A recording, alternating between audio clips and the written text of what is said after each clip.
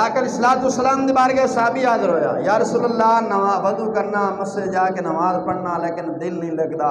سرکار نے کی فرمایا؟ مسلمان ہاں۔ سرکار نے فرمایا، میرا آقا علیہ الصلوۃ والسلام نے ارشاد فرمایا کہ نظر نو تو پاک کر لے تے نماز دل لگن دی ضمانت میں محمد دے دے۔